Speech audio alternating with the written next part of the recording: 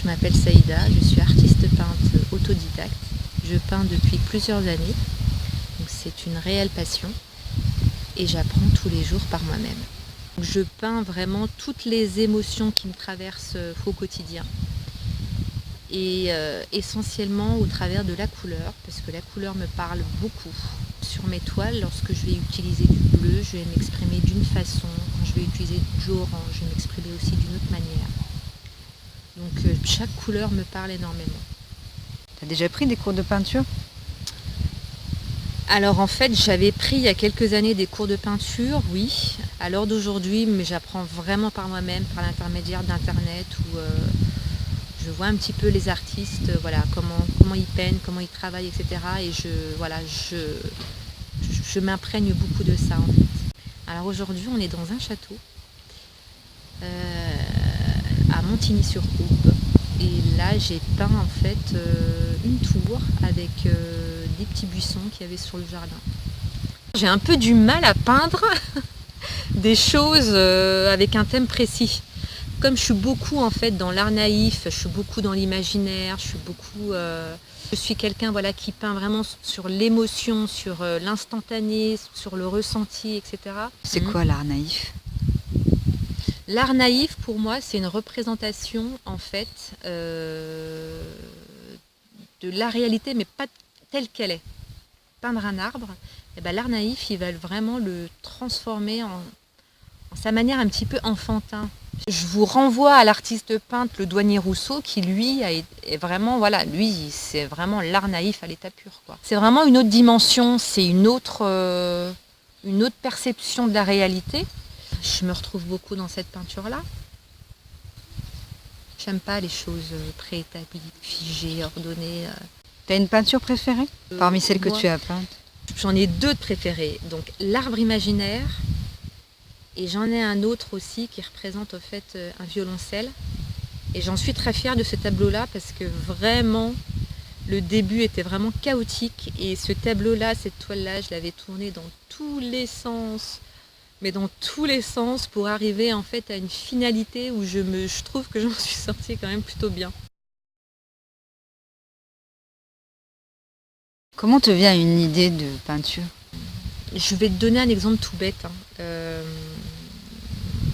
y a eu un soir en fait où je me suis retrouvée avec une amie à moi et son mari. Et donc ils ont beaucoup échangé au travers de l'éducation des enfants, etc. Et j'avais assisté à cette scène-là. Je suis rentrée à la maison et j'ai voulu peindre une toile en fait. Je peins comme ça en fait. Je peins sur des situations que je vis, des moments que je vis.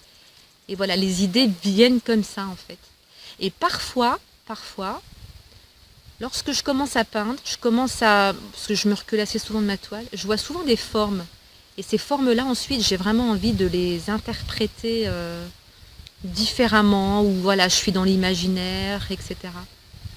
Et on en rejoint un petit peu à ce que faisait Kandinsky. C'est Kandinsky, en fait, quand il a commencé à peindre de l'abstrait, il s'est complètement détaché de l'objet. Moi, c'est un peu ambigu, c'est parce que parfois, je vais mettre une touche, et cette touche-là, je vais la transformer en quelque chose. Ton style, il a évolué? Oui, oui, je trouve. Et mon style a évolué grâce à des œuvres que j'ai pu voir d'autres artistes en fait. D'autres artistes de l'art naïf? Ouais, ou pas forcément de l'abstrait aussi. Hein. On a parlé des couleurs, mais on n'a pas parlé des formes. Les courbes me parlent beaucoup. Quand je regarde des mosaïques, quand je regarde des choses comme ça, je trouve que c'est un art tellement mais magnifique que peut-être que ça se rejoint quoi. Que ce soit dans les mosquées ou dans les lieux de culte, etc. Je trouve que les décorations, les arabesques, tout ça, c'est absolument magnifique. Tu ne dirais pas d'essayer ça? Ouais, après moi, il faut plus que je travaille sur la précision. Quand on regarde des mosaïques, etc., tout est millimétré, tout est posé, tout est bien calé. C'est de la rigueur, c'est du travail, donc mais ça viendra.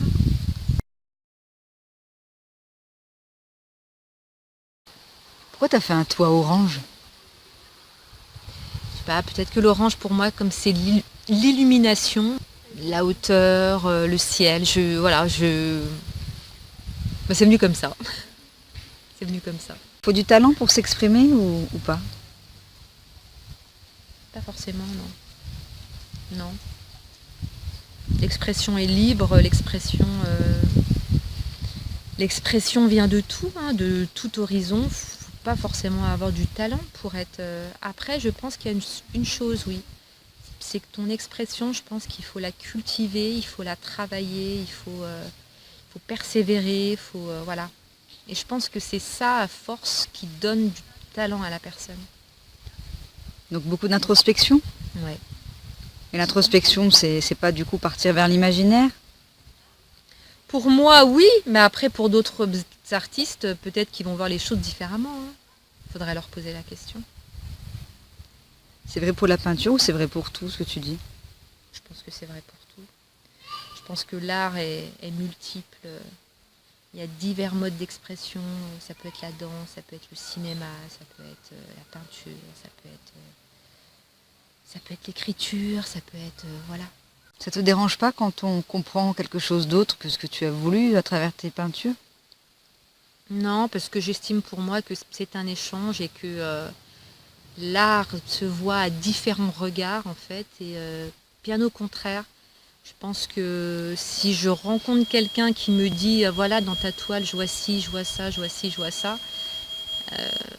Non, je suis plus dans l'étonnement et plus dans la satisfaction parce que chacun voit les choses en fait à sa manière et au contraire, c'est un échange intéressant.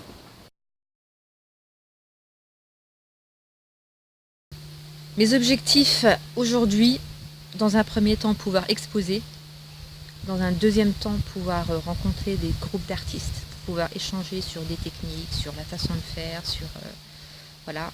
Et puis par la suite, pouvoir exposer au travers le monde. Ça, c'est un objectif, ouais, je me fixe. Et les voyages aussi. Oui, bien sûr.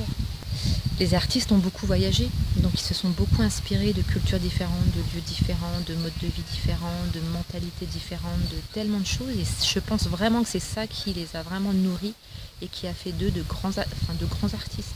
La plupart aussi ont une vie de souffrance. Oui, comme Van Gogh par exemple. Ouais. Ouais. Oui, il y en a qui sont, après leur mort, sont devenus célèbres, mais je pense que ça ne les a pas empêchés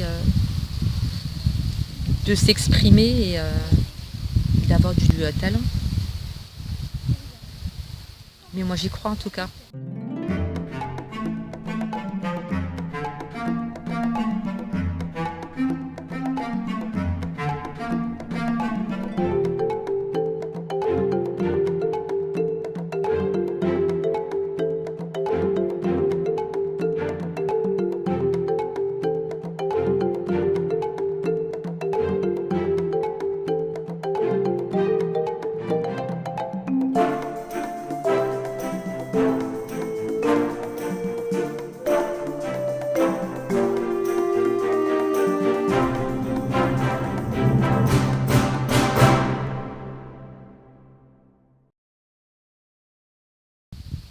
J'avais une professeure d'art plastique au lycée Madame Travaillé. De quel lycée? Qui était de Simone Veil, qui était une prof tout plein de couleurs, tout plein de senteurs, qui était extraordinaire. Elle valorisait constamment en fait le travail des élèves en fait, c'est-à-dire qu'à chaque trait, à chaque chose qu'un élève faisait, elle arrivait vraiment à en faire un point positif et je pense que c'est ce qui manque aujourd'hui beaucoup dans l'enseignement.